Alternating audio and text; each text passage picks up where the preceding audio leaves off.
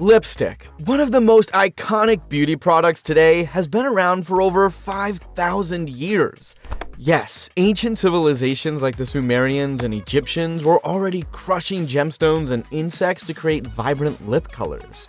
Fast forward to today, and the global lipstick market is booming, valued at a staggering $9 billion USD in 2023. But have you ever wondered what goes into making lipstick? What goes on behind the scenes that makes the bold reds or subtle nudes possible? Let's find out in today's video. The journey of lipstick making starts with high-quality ingredients. The main components include waxes, oils, pigments, and emollients. Each ingredient has its role in the function of the lipstick. The wax, often made from beeswax, carnauba wax, or candelia wax, gives lipstick its structure and helps it glide smoothly. Oils like castor oil, jojoba oil, or shea butter are added to keep lips moisturized and ensure a creamy texture. Pigments provide the color, while emollients help to soften the lips and make the application comfortable. Fragrance and pigment are also added, along with preservatives and antioxidants, which prevent lipstick from becoming rancid. And while every lipstick contains these components, a wide variety of other ingredients can also be included to make the substance smoother or glossy, or to moisten the lips. The wax, often a blend of beeswax, carnauba wax, or synthetic waxes, is melted to a liquid consistency. This ensures the wax is ready for easy mixing. The process usually happens inside large, stainless steel vats equipped with heating elements and agitators to melt and mix the wax evenly. The temperature inside the vats is carefully monitored and maintained at 90 degrees Celsius. Once the wax is melted, a small amount of the melted wax is added to the pigments to create a concentrated pigment paste. This step ensures the pigments are evenly dispersed and prevents clumping. The mixture passes through a roller mill, grinding the pigment to avoid a grainy feel to the lipstick. Industrial machines with 3 rollers like these are used to grind and refine the mixture. The rollers rotate at different speeds to shear the mixture and break down any remaining pigment agglomerates. After the pigment mass is ground and mixed, it is added to the hot wax mass until a uniform color and consistency are obtained. Oils like castor oil or mineral oil and aroma compounds are added at this stage. The oils provide the desired texture and shine, while the aroma compounds give the lipstick its signature scent. At this point in the process, a small sample of the mixture is tested for color consistency against a prepared batch of the final product. If there's any inconsistency, the proportions of the pigments may be changed in the mix to ensure a uniform color in all batches. The liquid lipstick is then ready to be strained through filters like these. These are usually made of nylon and are used to filter any clumps of pigment or unmelted wax. The mixture is placed under a vacuum to remove air bubbles, which can affect the texture and appearance of the final product. It is then strained through the prepared strainer. Once the lipstick mass is mixed and free of air, it is ready to be poured into the molds. The liquid is carried in containers like these into the molding room. As you can see, the containers are lined with plastic. This prevents contamination while also making sure that the mixture doesn't stick to the side of the containers. If it did, a significant amount of the product would be lost. In the molding room, the mixture is poured into a melter that agitates the lipstick mass and maintains it as a liquid. The temperature inside the melter is maintained at just above the melting point of the waxes used. This ensures the mixture is fluid enough to pour, but not so hot that it affects the mold or the ingredients. The melted mass is dispensed into a mold, which consists of metal or plastic material that will shape the lipstick before it is ready to be transferred into containers. Lipstick is poured upside down, so that the bottom of the lipstick is at the top of the mold. The lipstick is then cooled in automated molds that are kept cold, whereas manually produced molds are transferred to a refrigeration unit. As the lipstick cools down, it creates an empty space within the mold, which allows it to be pushed with ease into the containers in the subsequent step. The ends of the lipstick are then heated to flatten them.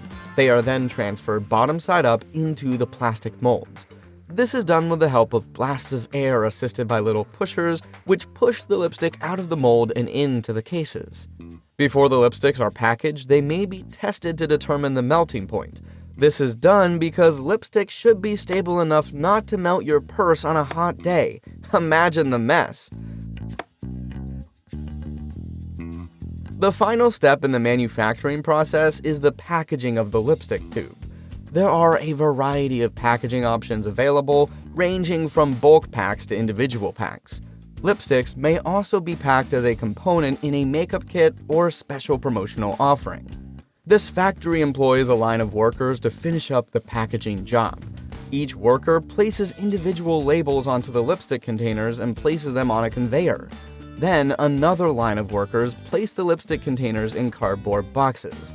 Finally, the cardboard boxes arrive via conveyor to this laser engraver, which engraves the expiration date on the box. Before being shipped off to retailers, the lipsticks are transferred into large cardboard boxes. This makes them easier to stack, distribute, and transport in bulk. Today, lipstick is a staple in makeup routines worldwide, but did you know that in the past, wearing it was seen as scandalous, even rebellious? But what was the sequence of events that made this forbidden product as marketable and popular as it is today? Imagine this. It's the early 20th century, and makeup is still seen as something only questionable women wear. Actresses, courtesans, and the rebellious few. Society women keep their faces bare, save for a pinch on the cheeks to mimic a natural flush. But times are changing. The world is moving into the industrial age, and with it, the definition of beauty is about to transform forever. In 1915, a man named Maurice Levy, an American inventor, had an idea that would revolutionize beauty. Before this, lipstick existed but was messy. Women had to apply it with a brush or rub on a greasy stick that came wrapped in silk paper. Levy, seeing an opportunity, created the first metal push-up tube for lipstick. Suddenly, applying lip color became not just easier, but more portable. Women could now carry confidence in their purses. At the same time, a bold businesswoman was taking the cosmetic world by storm: Elizabeth Arden. She saw what Levy had done and understood that lipstick wasn't just about beauty, it was about power. During World War I, as women entered the workforce, Arden handed out red lipstick to suffragettes, telling them, "Wear this as a badge of strength." And they did. By the 1920s, lipstick had broken free from its taboo. Flappers, young women who danced, drank, and defied expectations, painted their lips in deep reds, using lipstick bullets that clicked up from the tube with a satisfying twist.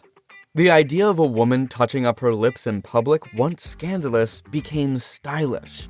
And then came Helena Rubinstein and Estee Lauder, two rival beauty moguls who turned lipstick into an industry. They created luxurious formulas, iconic packaging, and marketing that made lipstick a must-have. Hollywood films helped too. On screen, actresses like Clara Bow and Jean Harlow made bold lips irresistible. During World War II, something incredible happened. The US government rationed everything except lipstick. Winston Churchill believed that lipstick boosted morale, both for women at home and soldiers abroad. Red lips became a symbol of resilience and optimism, a small rebellion against the hardships of war. As the decades passed, lipstick changed with the times. The 1950s brought the perfect pout of Marilyn Monroe. The 60s gave us mauve pinks and nudes, and the 90s redefined grunge with dark, moody shades. Today, lipstick is a billion-dollar industry with endless colors, finishes, and formulas. So far, we've kept you entertained with both the production and history of lipsticks, but here are some lesser-known facts that you probably wouldn't find anywhere. Sure, we know that wearing lipstick was seen as scandalous, but can you imagine a law was passed claiming that women who wore lipstick were trying to trick men into marriage by falsely enhancing their beauty? If a man felt deceived, he could annul the marriage on the grounds of fraud. This was during 18th century England, when only actresses and prostitutes were expected to wear bold lip colors, while respectable women kept their lips natural. It became worse during Queen Victoria's reign in the 19th century, when makeup became completely taboo for upper-class women. lipstick didn't regain its popularity until the 1920s when flapper girls and Hollywood stars made it fashionable again. So if you were living in the 1700s and loved wearing lipstick, society would have thought you were either a seductress or a scam artist. Yikes! Well, at least they weren't burning these fashionable women at the stake just for wearing lipstick.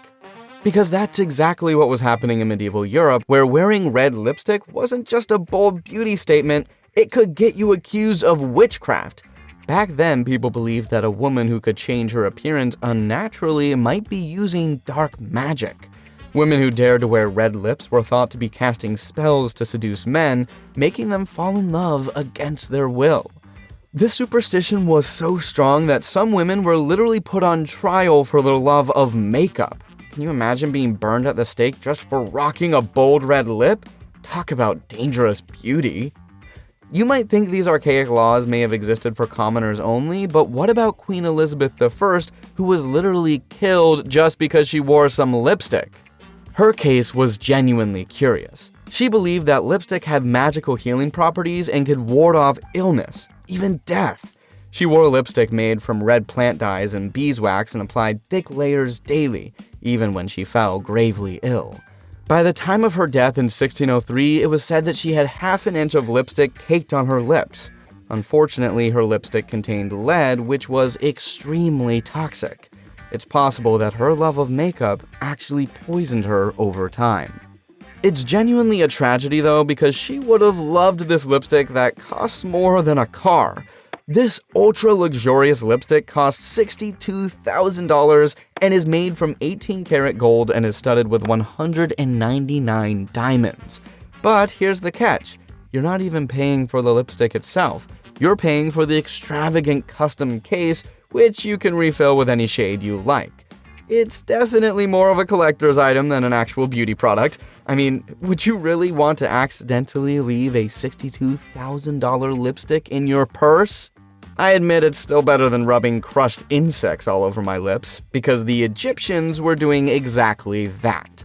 Sure, they were some of the first people in history to wear lipstick, dating back over 5,000 years, but their lipstick wasn't made from the safe, creamy formulas we know today. Instead, they used crushed carmine beetles to create a deep red pigment and even added fish scales for a shimmery effect. Egyptians believed that lipstick wasn't just for beauty, it had magical and protective qualities. Both men and women wore it, from pharaohs to priests, as a sign of power, status, and even divine favor. Whether it's made from insects or wax, lipstick stocks never stop going up, even during economic downturn. I'm not kidding, it's a real economic phenomenon, and it's called the lipstick effect. When times get tough, people cut back on luxury spending, but lipstick sales actually go up. Why? Because even when money is tight, people still want to feel good about themselves. A tube of lipstick is a small, affordable luxury that can provide a little boost of confidence without breaking the bank. The lipstick effect has been observed in almost every economic crisis, from the Great Depression to the 2008 recession. Even during the COVID-19 pandemic, when people were wearing masks, sales of bold lipsticks and lip stains remained surprisingly strong. And with that, you know every fascinating thing there is to know about lipstick, even the little-known facts only true aficionados would know. If you liked the video, keep an eye out for more videos like this on our channel.